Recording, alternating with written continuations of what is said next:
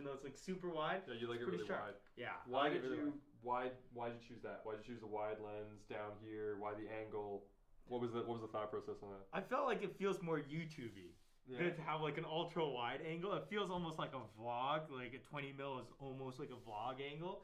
So I kind of like that. It doesn't look like a professional set, you know? It's interesting. You're not the first person that said that. Having a wide angle gets you kind of closer to your audience. Let me guess. Did Josh Yo say teabag that guy, huh? You can borrow the rolls if you like. Audio-wise, this is your regular audio for your videos? Yep, the SM7B, since the acoustic treatment that was done by the super professionals wasn't as good as I was hoping it was. So, I mean, booms work, but this is dynamic, so it just has a little bit more containment, I feel like. So it helps kill some of the echo, and then it just goes straight to the Zoom F8 over here, which is again way overkill for YouTube. Using one input. Yeah. Is the table, is this adjustable height? Yes, it's adjustable height with a crank, but I never adjust it. And what do you got on it? A piece of paper? Just a piece of paper, yeah. It's like, here, this is the, oops. I think I needed the, Sam! Half the time it works. Half the time I'll go, Sam! And then he'll come in and like, make it nice and clean. I'm taking points off for you destroying your set. And I'm taking points off for Sam not coming. I was just showing you guys what the material of this is. Here. But I also have fake wood. Huh? That makes sense. Actually, surprisingly, when you lay this on the table, you actually can't tell on the camera. So sometimes I'll just record with one of these, and then I'll rip it in the middle of the video, and people will be like, what? Something you've done incredibly well, I think, and something that I think to be inspirational that I've probably tried to do more of because I've seen it work for you, is to infuse more personality into your videos. It's still about gear, but there's been more potato jet, more silly integration of your personality. Was it the plan to always do that, or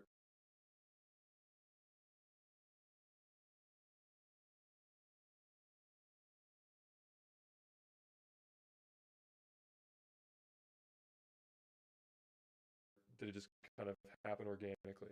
I think the plan was always to not take it too seriously to the point where I'm like worried about what other people think. Because I think the bigger your viewership goes. Hi, I'm Tom, and I'm going to teach you how to slate. So the main purpose of a slate is for syncing sound. So you can see visually, you can see the slate clicks together, and then the waveform, you can see the spike. So you would match those two things up in post. Now, there's a lot of information on a slate. You have your roll, which is which card or which reel of film you're on. You have your scene, which is which scene of the film you're shooting. Take, which is which take you're using. If it's MOS, it means there is no sound being recorded. And you would slate by putting your hand in here so that the editor can tell, oh, there's no sound. I don't need to look for it. It's not lost. And everyone is kind of on the same page all at once. Now, a lot of times, there's many more shots in a scene than just one. So you would start numbering. You do 1A, 1B, 1C, and just kind of continue through the alphabet. And you want to use a word that is clearly identifiable as that letter. Apple, Alpha, Armageddon, Aliens. You always want to skip I's and O's because just at a quick glance, an I can look like a 1 and an O can look like a 0. So it could look like scene 11 or scene 10. And you just want to make it super easy for everyone to read the slate. So you always just skip I's and O's.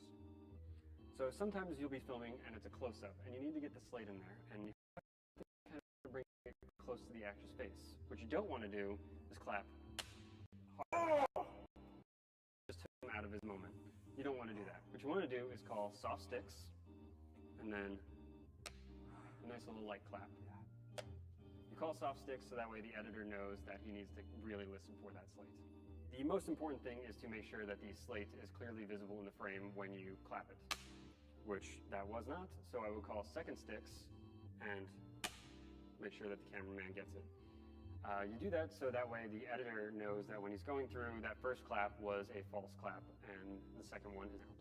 And here's some examples of how to slate for different scenes. 1, awesome, take 1, A mark. Scene 1, take 3, A mark. Business, take 1, A mark. 2, casualties, take 1, A mark. Scene 2, take 6, pickup. 10, accused, take 1, A mark. 18, take 1, mark. 45, basement, take 1, mark. 47, cats, take 1, AB mark. 25 conscience, take 1, Mark. 25 crying, take 2, Mark. 3 determined, take 1, Mark. 3 finances, take 1, Mark. 3 limousine, take 1, Mark. 9 Alaska, take 1, Mark. 47 Articuno, take 2, Mark. Articuno. And here's some examples of how not to slate for scenes. 4-6 Echo 1. So do you want to give me the line that I'm in? Mark, are you rolling? I'll be down here. You rolling? Mark. 4-6 Delta 1. Yep. 4-6 Delta 2. 4-6 Delta 3. Echo 2. 3. 35 bromance, take 1. 27 probably F2. Once again, you're here again. Now, if you're making movies with your friends, or sometimes we do this as well, if you don't have a slate, just use a clap. And that works just as fine. This does not work. Goodbye.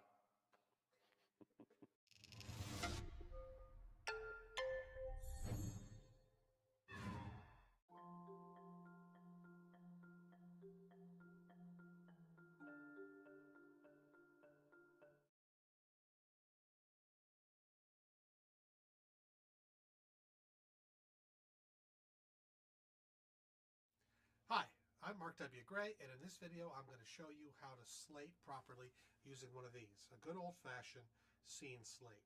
This is important because for a lot of you, that'll be your first job on a movie set.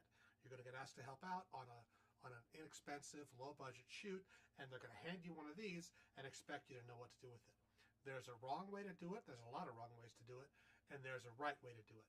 Actually, a few right ways to do it. I'm going to teach you all about how to do it perfectly so you come off looking like a champ.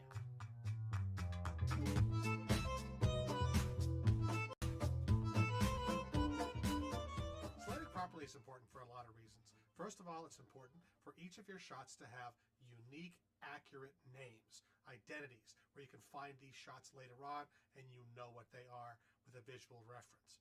Secondly, you might need to synchronize the sound to the picture.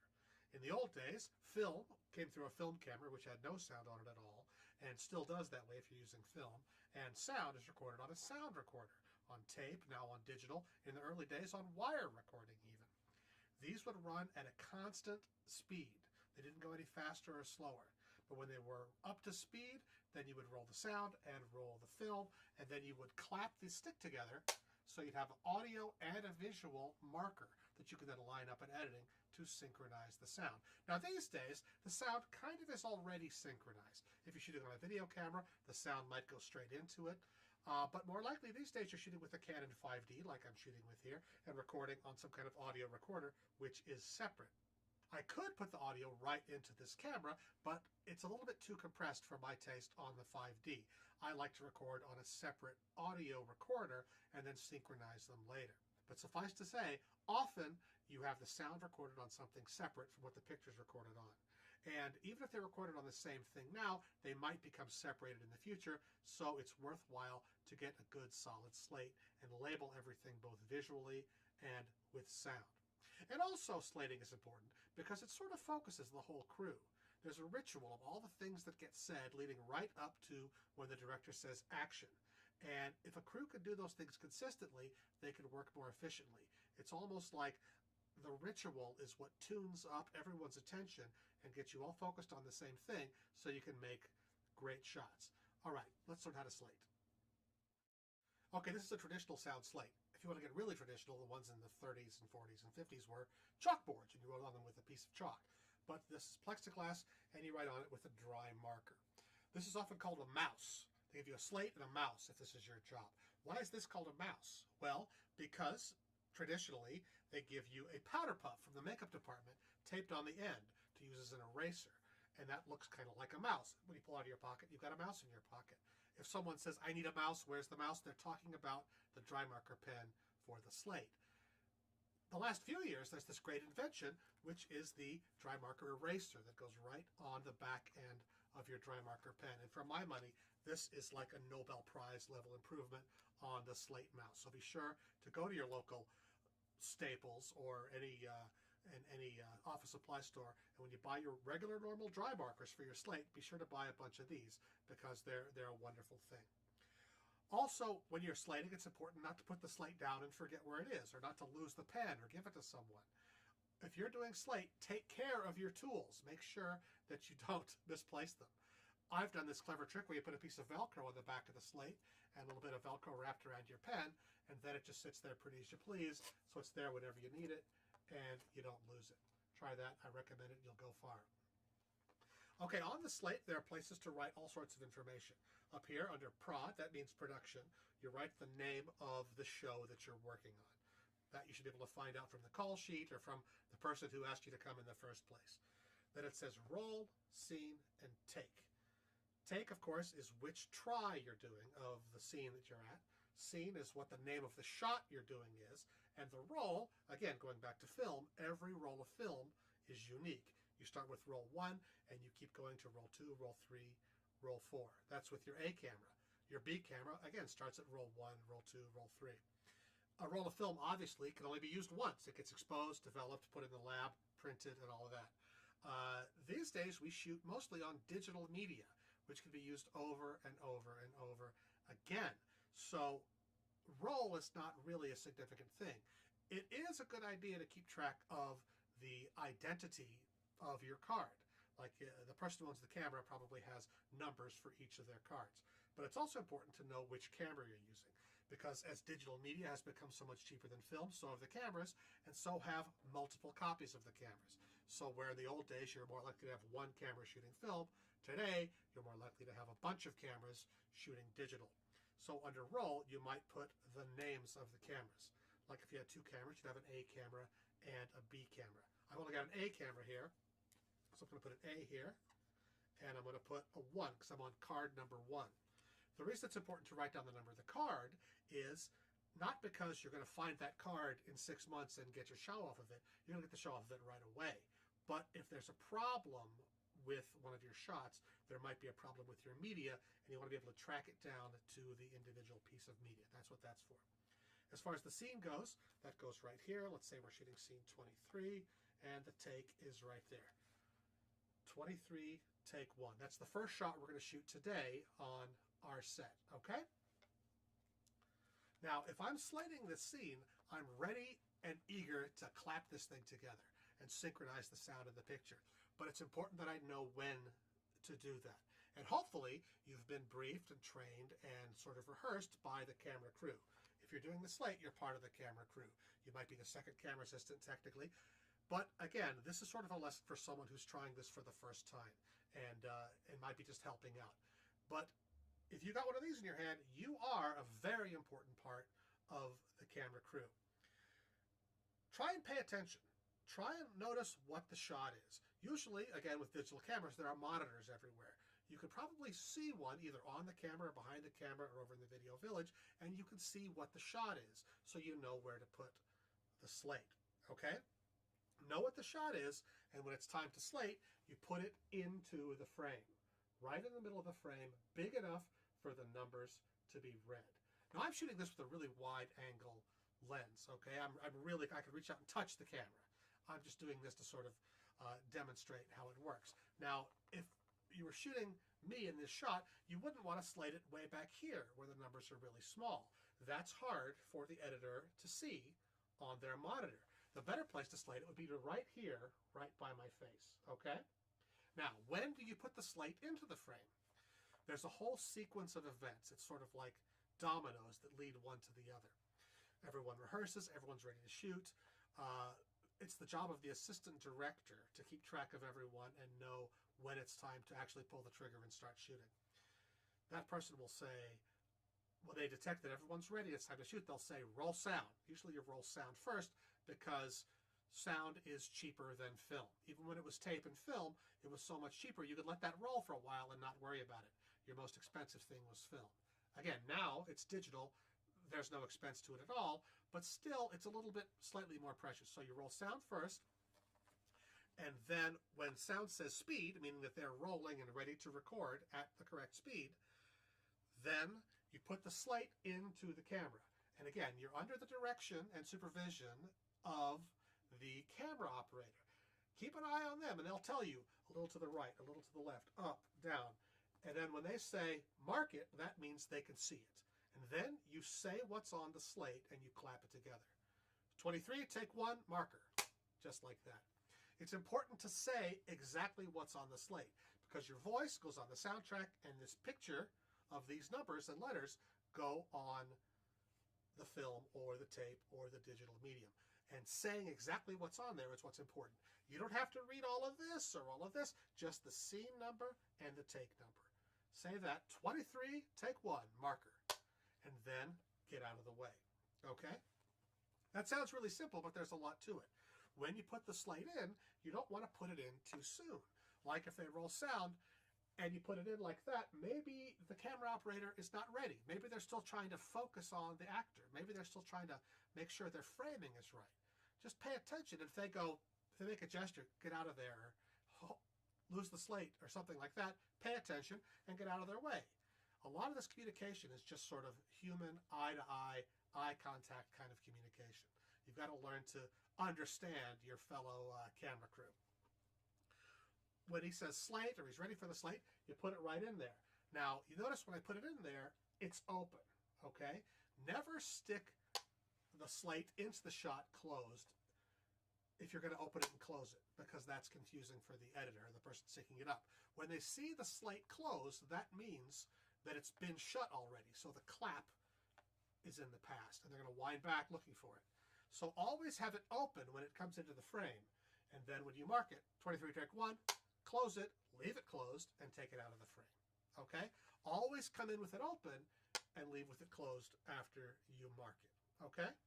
Now, sometimes you do shots that don't have sound, but you still want to shoot slates because, like I said, you want to label the shot anyway.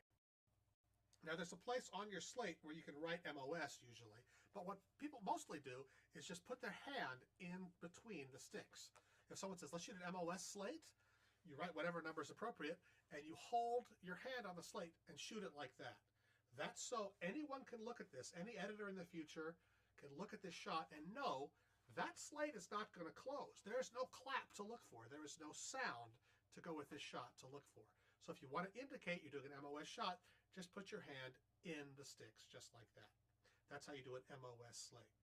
And again, MOS means without sound. The myth is it means without sound by some German director, by Otto Preminger. Someone else says it means minus optical sound. I don't know. It doesn't matter. MOS now means no sound. So put your hand through the sticks like that for an MOS slate. It is still important to mark every slate. Like I said, everything has to have an identity. Now, how do you know what to write on the slate? Well, certain things are obvious. The name of the movie goes at the top. This movie's called How to Slate. I've written it in slate marker here, but if I was going to work on this for a while, I'd make a nice piece of tape with Sharpie that said How to Slate really neatly, because that's not going to get erased, and it'll stay clean, the way Mark W. Gray, my name, has stayed clean on here. Director and camera. This might seem obvious, but these are both people. The director obviously is a person, but camera, that means cameraman or camera person. That means the director of photography, not the camera operator. That means the person who's on the call sheet as the director of photography. They may or may not be operating the camera. Their name goes right there. Again, these are sort of permanent positions. If you're going to work all day on this or all week on it, you might want to put the names on a piece of tape. The date goes here, how many frames per second you're shooting, whether you're doing day or night. You can just circle these as necessary, okay? Again, we talked about the roll. We're just using the A camera here, and this is my card number 1. If we were using two different cameras, if we had an A and a B camera going, we might be on A1 and B3. So if you saw that shot, you would know that there were two different cameras rolling on it.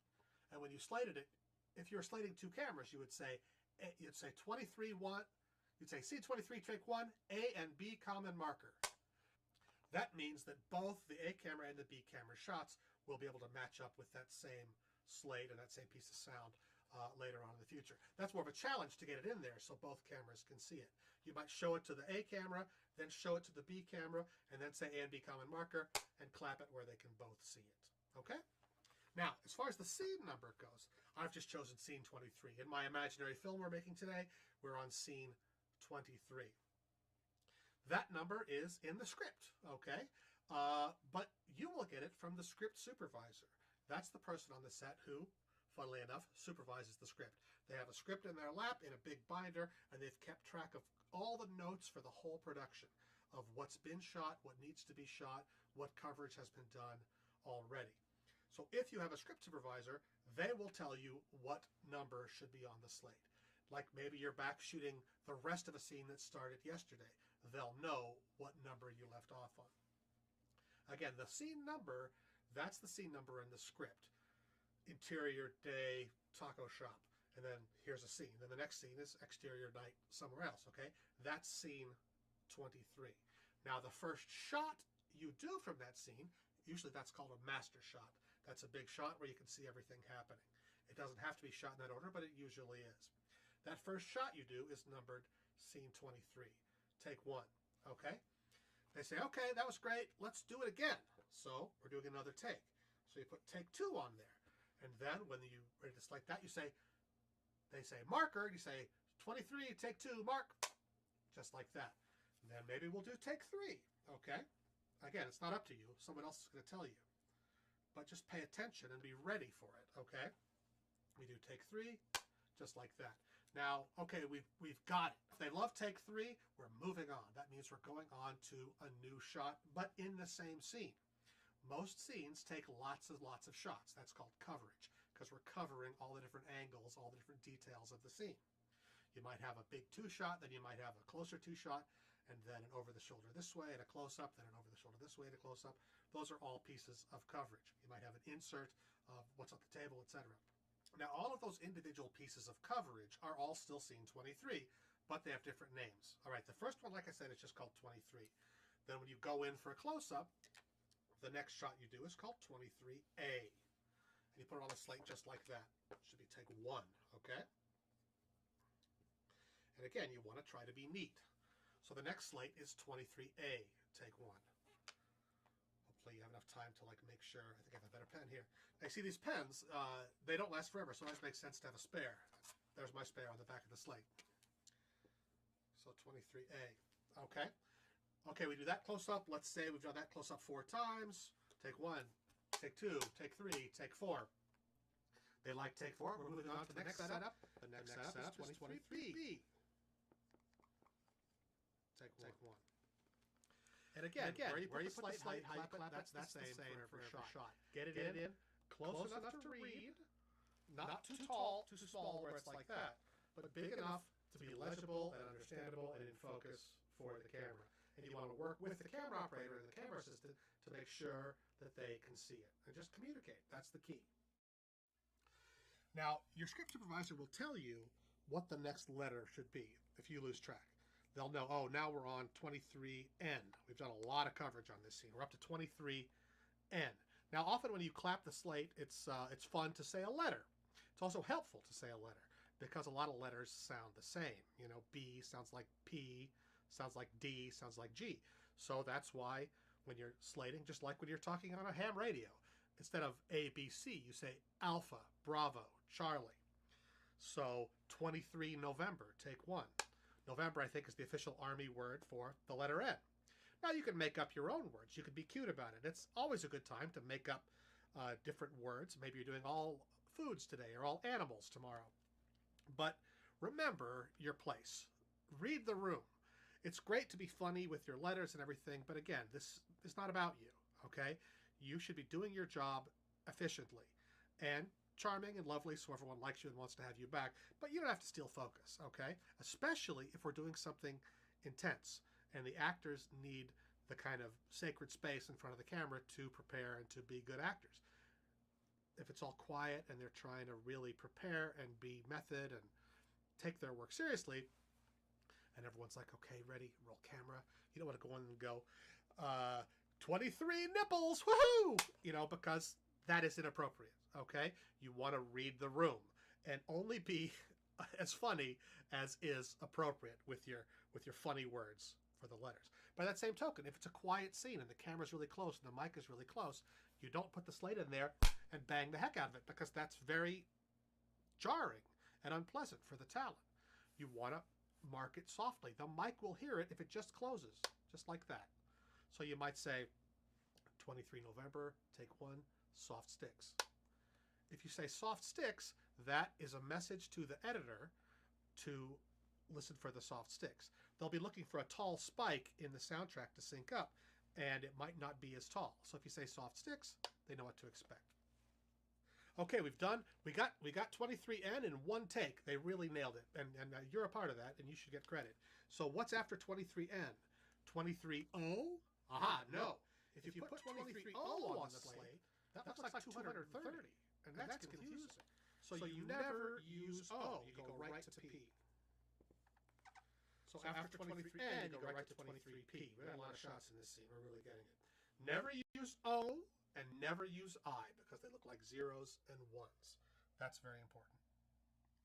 Now, if for whatever reason they've missed the sticks, like they weren't rolling when you thought they were rolling, or you were moving, or you didn't get it in the shot, or whatever, they'll call for second sticks.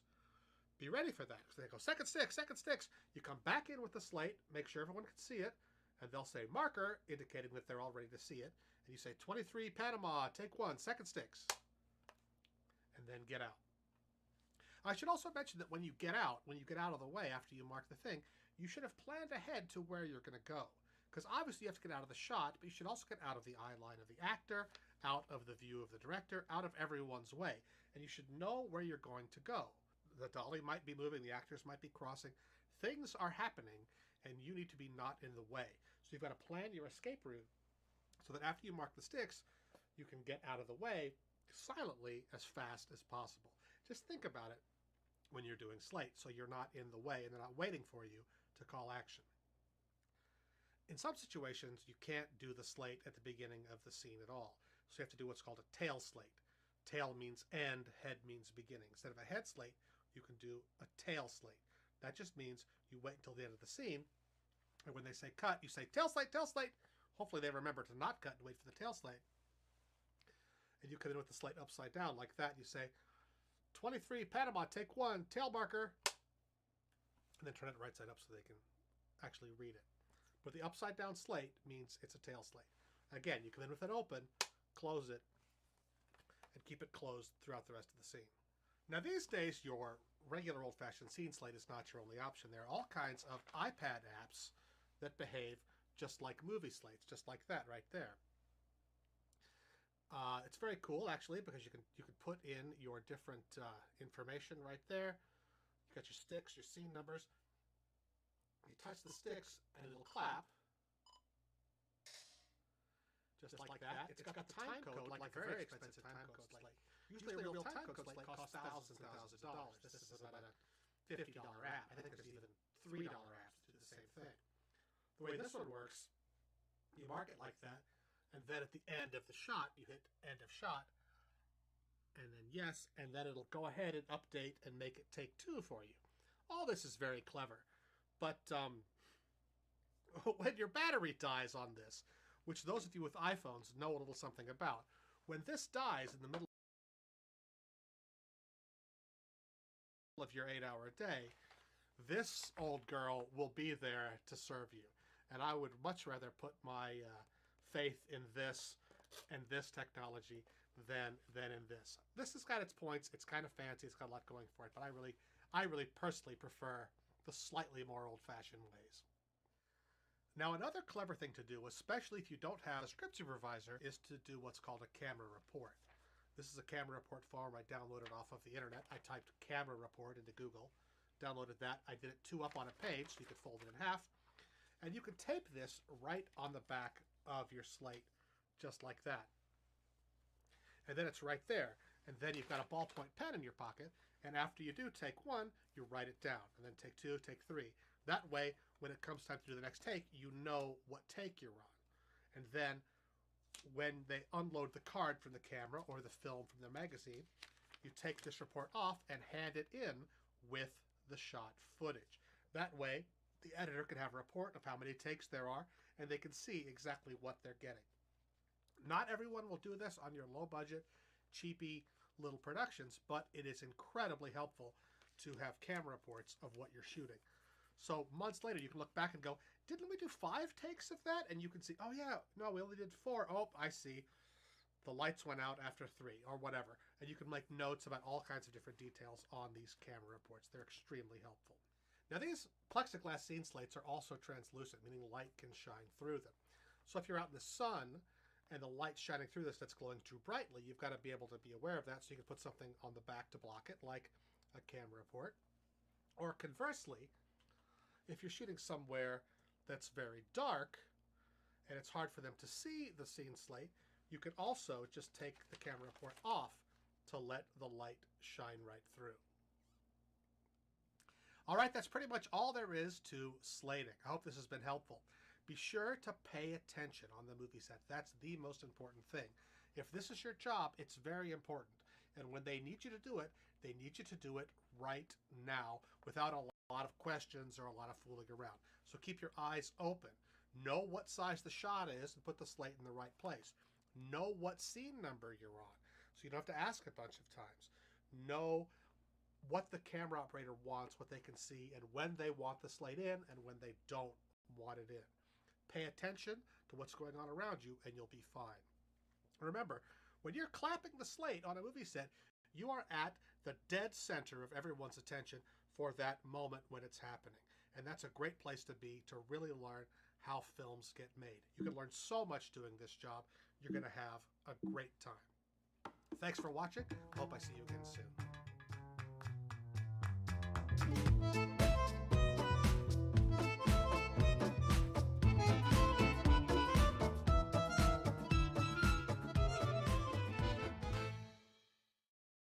Welcome to Filmmaking for Noobs. I'm Kyle Lawrence, and this is How to Slate. Visual 36 Apple, take 2.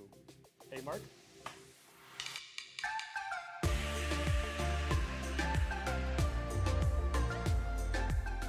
In this tutorial, I will show you how to properly slate as I have seen and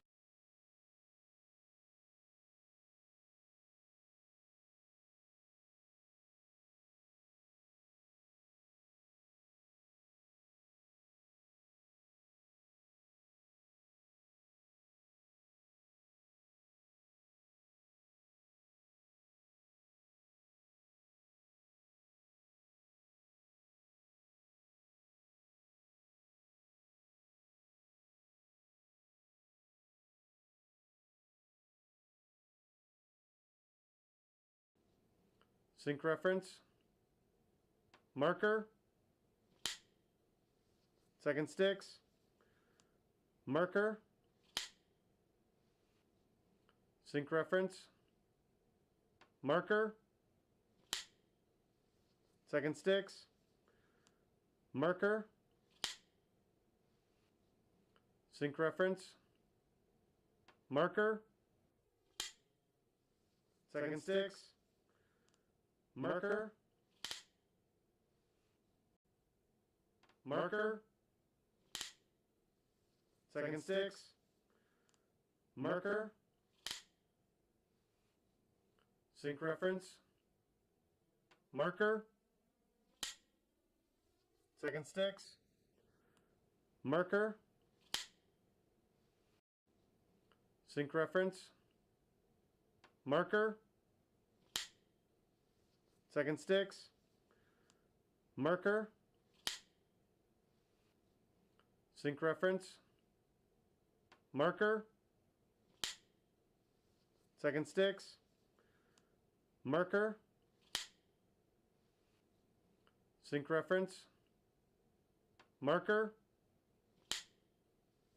second sticks, marker, sync reference, marker, second sticks, marker, sync reference, marker, second sticks, marker, sync reference, marker, second sticks, marker, sync reference, marker, second sticks, marker, Sync reference. Marker. Second sticks. Marker. Sync reference. Marker. Second sticks. Marker. Sync reference. Marker. Second sticks. Marker. Sync reference. Marker. Second sticks. Marker. Sync reference. Marker. Second sticks. Marker. Sync reference. Marker. Second sticks. Marker. Sync reference. Marker. Second sticks. Marker. Sync reference. Marker. Second sticks. Marker. Sync reference. Marker. Second sticks. Marker. Sync reference. Marker. Second sticks. Marker. Sync reference. Marker. Second sticks. Marker. Sync reference. Marker. Second sticks. Marker. Sync reference. Marker. Second sticks. Marker. Sync reference. Marker. Second sticks. Marker. Sync reference. Marker. Second sticks. Marker. Sync reference. Marker. Second sticks. Marker. Sync reference. Marker. Second sticks. Marker. Sync reference. Marker. Second sticks. Marker. Sync reference. Marker. Second sticks. Marker. Sync reference. Marker. Second sticks. Marker. Sync reference. Marker. Second sticks. Marker. Sync reference. Marker. Second sticks. Marker. Sync reference. Marker. Second sticks. Marker. Sync reference. Marker. Second sticks. Marker. Sync reference. Marker. Second sticks. Marker. Sync reference. Marker. Second sticks. Marker. Sync reference. Marker. Second sticks. Marker. Sync reference. Marker. Second sticks. Marker. Sync reference. Marker. Second sticks. Marker. Sync reference.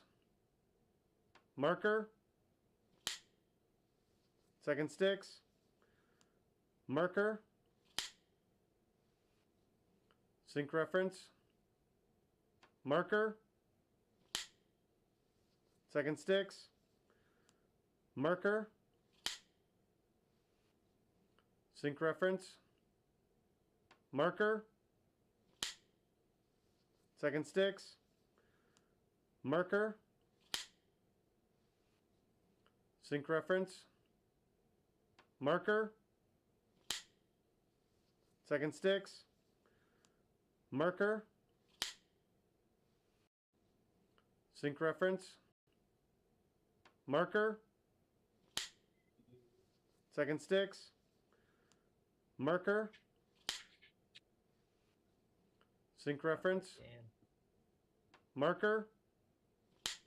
Oh, Second no one sticks. is a. Oh, I can't. 'Cause Marker. No one's a host. Sync reference. There's. Marker. Second sticks. Marker. Sync reference. Marker.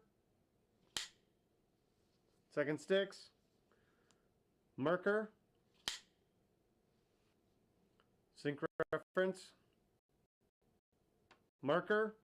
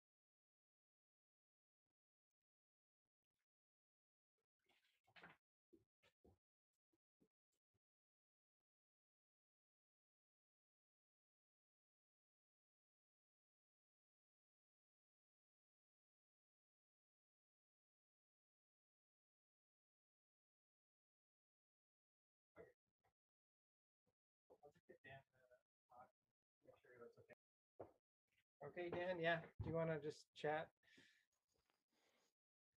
Yeah, I was gonna say I used a website last year called Simple Tax. The last 2 years actually. Have you ever heard of it? Yeah, I've heard of it. I haven't used. It's super easy and it does everything, and then you just pay it what you want at the end. You can just pay it $5 or nothing.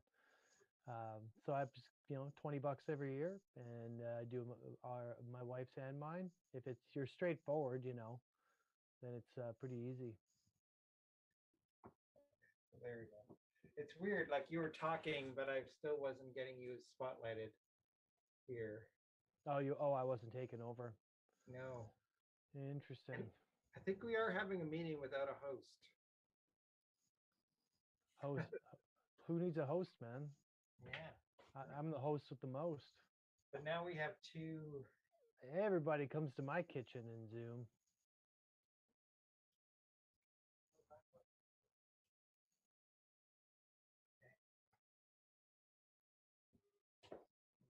Case is giving me the finger. I guess that means it's good. Number one. Stream strength number one. Blah blah blah. Okay, he is, I think, in the midst of doing something else. Yeah, he's multitasking, I'm sure. I don't see the media support computer. I just see an icon. Oh, yeah. I could put that on. No, See I'm that? just if it's not a glitch, don't worry about it. No. It's not a glitch. Although it is, it would be sending it back to you. Oh, yeah, okay. Now I can see the podium. Oh, you can see the podium now. I was just waiting for the, because it's like a 20-second delay, so I'm waiting that long to be able to see. Oh, right. But Dan's like your audio looks Okay. your audio looks in sync. Okay. Yeah. Okay. It's not It's- super loud. No, it's about 3 to 6 dB down, I'd say, eh? Yeah. Oh. It's not Oh. super loud in the. Yeah. Sorry, I could send more. Let's do that. Okay, right. You gotta wait like forever. Yeah. Right.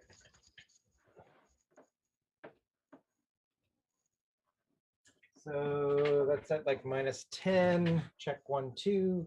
Now it's just tickling the reds. I think I might go up a wee bit. Yeah. Check 1, 2. Just test. Let's do that. See what happens. Hey, 1, 2. 1, 2. Right. That is the video conference. Yeah. Okay. Sending it out to Vimeo. Right. What is the live stream? It's matching. It's matching a little better now. It's weird because I had them both of them at the same time, and it's kind of Right. like, but it's a little better. Okay. Cool. Yeah, I guess we'll just stick with this. Yeah, that'll be totally adequate. And then tomorrow we can start messing around with things and whatnot. But at least I was able to broadcast to YouTube and Facebook. I had trouble finding the YouTube link like while I was broadcasting. I thought I wasn't broadcasting it, and I'd go to my page and I couldn't find it. But then if you go to your videos, then it shows it up. It's in the main page. It shows it, right?